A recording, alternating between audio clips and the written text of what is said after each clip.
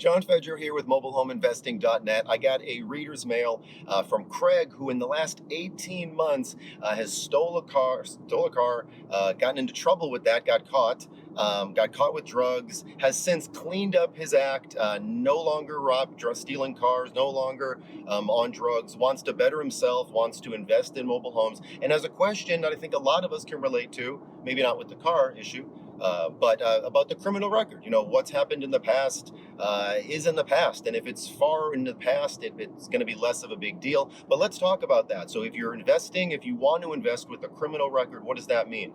Some additional facts about Craig is he's managed to save up 25 grand, which is amazing. And then also he has his mother available to help him out, maybe to start like an LLC with him. And would that get around some stuff? So let's talk about that. Let's talk about first, if you don't have a criminal record and you know you're going to be approved at most communities because you have income, you have a clean background, decent credit, 550, 600, 650 or higher. In those situations, you're going to get approved most times. Most parks will want you to get approved to some extent, background check, credit, make sure you're not a murderer. Sometimes they don't want that, but most of the times they do, and that's what you should figure on, is paying a normal background. Only when you're going to be buying a home, not just to negotiate, but when you know you're actually buying the mobile home. Otherwise, you can get your credit dinged by like a bunch of parks checking when they have no business on checking. So that's if you are okay with the credit. Let's say that you're 55. Let's bring that into the mix. Or you're not 55, but you want to invest in a 55 plus park.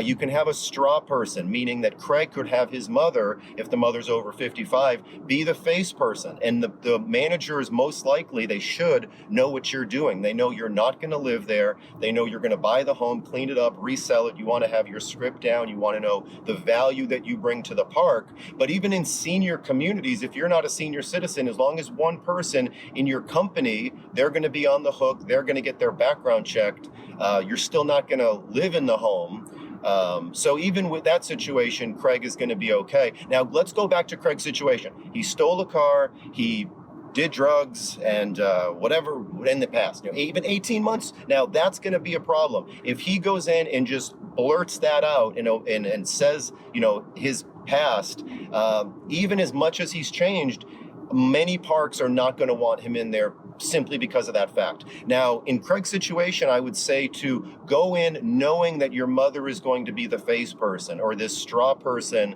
is going to be the face person, your partner that's going to put up their credit, that's going to be the one on the lease agreement. We're not living in the park. We're going to buy the home and fix it and resell it, maybe for cash, maybe for payments. If the park allows renting and that's what you want to do, maybe you can rent it out. So in that situation, in Craig's situation, because he has the money saved up, which is good, he may not have income coming in regularly, which usually is a problem. But if you can show a bank account with adequate funds in there, the park manager may want you to put down an extra deposit. They may want you to have a co-signer. But again, in Craig's situation, and if you're going into a park knowing that you have a serious issue and you probably won't get approved, go in with just having, like you would if you were underage at a senior park. You're going in to be friendly, to be, if the park says jump, we're going to say how high. But we want to go ahead and not say that we're going to get approved. Okay, we're going to have a partner get approved. We're going to have, my mother get approved. We're going to have, this other person get approved. And they usually won't want more than one person, especially if you're an investor. If you're living there, they're going to want all the adults. But usually for an investor, and if you don't make a big deal of this, then okay, it's my mother getting approved. But again, let's go back to the things that matter. We're going to keep the home here. We're going to keep the home clean. We're going to get good people inside of it. So it's a touchy situation and you don't want to lie. We do want to be honest. So if the park manager did ask Craig, what's your background look like? You would want, in my opinion, you would want to be honest, but then get right back onto track about what you are bringing to the table. And if they don't want you, some 5-star parks, 4-star parks, they may not want you there. They may have a super high credit. It's their way or the highway. There's no excuses. There's no co-signers.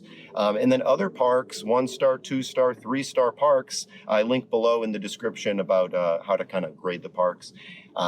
they are more kind of likely to allow you to invest there if you're bringing stuff to the table. If you're a jerk already when you're talking to people, or you're a know-it-all, or like people don't want to be your friends, then they're definitely not going to overlook that, and they're definitely not going to, they're going to look for something not to have you there. So I hope that made sense. I feel like I rambled a little bit. I felt like there's a lot of good stuff in there. If you can piece it together. If you have any more questions or like specifics, feel free to reach out to me at support@mobilehomeinvesting.net. That's support@mobilehomeinvesting.net, or head to mobilehomeinvesting.net if you have any more interest in mobile home investing. Okay, talk to you soon. Bye-bye.